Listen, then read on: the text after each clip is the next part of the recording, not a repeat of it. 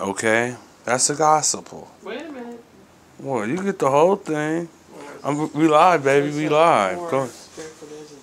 What? You know what? Follow not the letter, but the spirit. The point. You know. So. Okay. So. Yeah. So. Before we can even do anything for anybody, we must pray. And blessed are the poor in spirit, for they will see God. Okay? That's what this is about. So, my Christianity is. I hope not. I probably did. Just exit it. So, okay, so let's get into this. I'm not. I guess I thought I was going to go left and I was going to go right. Here we go.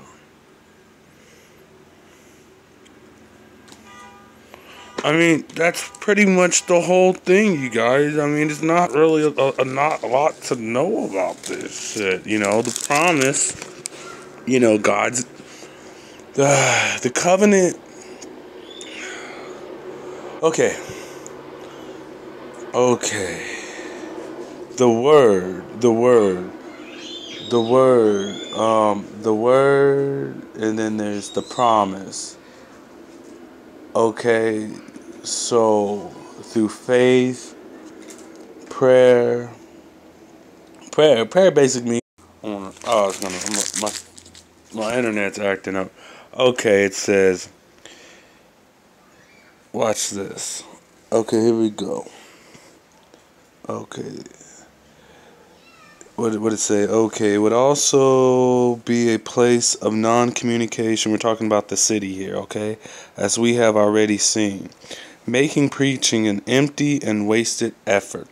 So, we've already established that preaching to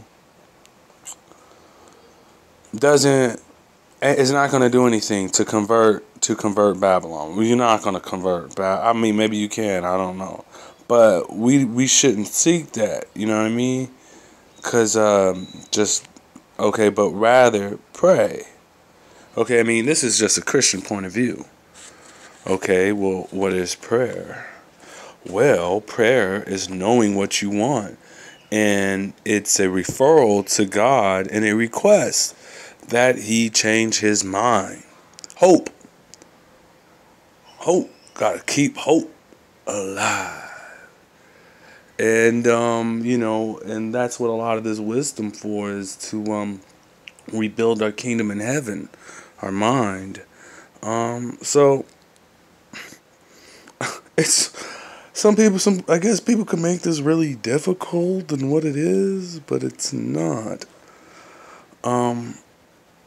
These cities have been around here for a long time, and these pagan gods come and go. Pagan gods come and go, they come and go, they come and go.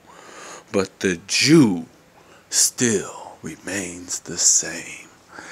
And Jesus' job was to get you goyim to convert you heathens. Okay? In the order of Melchizedek. Well, what? I don't know. Maybe y'all shouldn't go out and get yarmulkes. I don't know. But, I mean, Christianity, I don't think it's the beginning or the end. I don't know. I still have a lot of questions. And like I said, I mean, I a lot of the Christian theologians I read, it's very interesting. But I do like the Jewish rabbis' takes on the shit.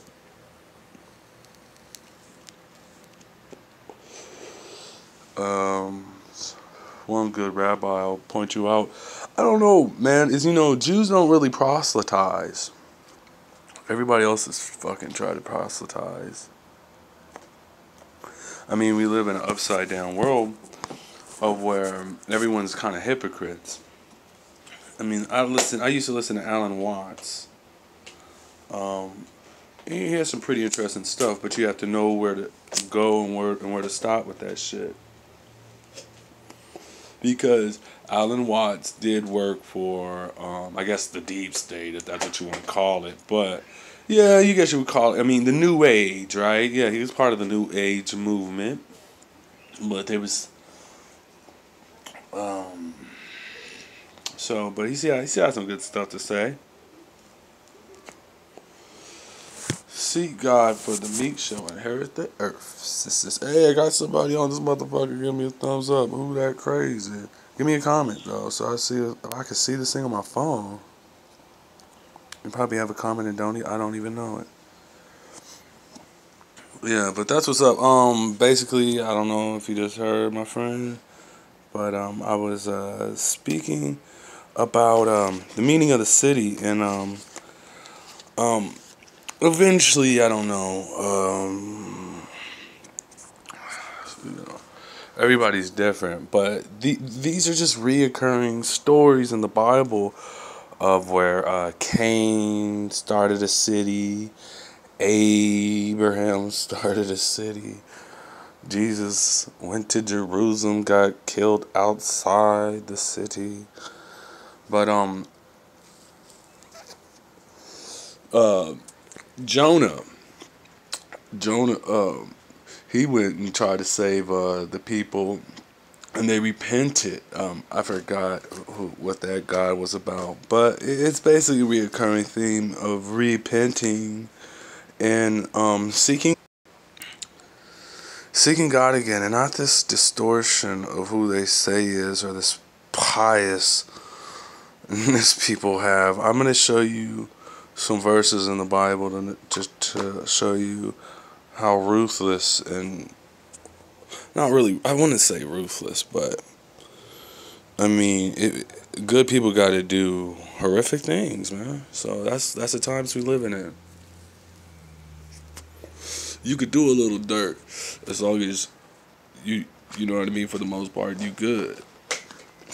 If you know what I mean, you know what I mean. Everything has to be. It's a part of the promise.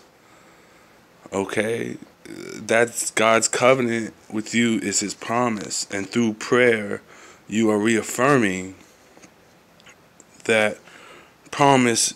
Some people say it, some people do it. There's a story about Abraham. He just went and he didn't want nothing from nobody, and just started from scratch in the middle of the desert. Sometimes it's what you got to do. You feel what I'm saying?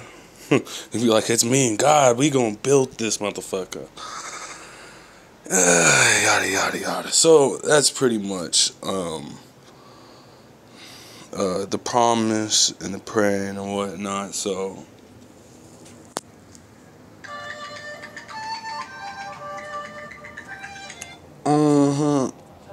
so that's pretty much it for right now. That's all I got. Shit, just some hitter quitters. We not really here to convert Babylon and preach to these people. You know what I'm saying? First thing we must do is pray. Pray for the good of the city. Thus, our task is not to defend this counter creation before God. We must ask God to take away this condemnation, which we know so well, and that here lies our liberties and relations to the city.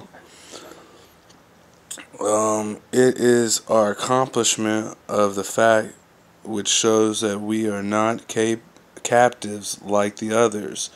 This is the exact line of separation between ourselves and the city. So the big theme of of the atheist or the person who puts himself in these fortresses and these cities is to take power away from the grace of God and say, I'm going to take control of this. It's through my will, or through I rely on my money and yada yada, but not my love and appreciation of knowledge and my trust through the word. You know what I mean? Through in my destiny, in the promise that's fulfilled for me on this planet as well as the next planet. It's like a win-win. You know what I mean? Or you could play the win-lose. It's your decision. But yeah, that's what's up. I'm out.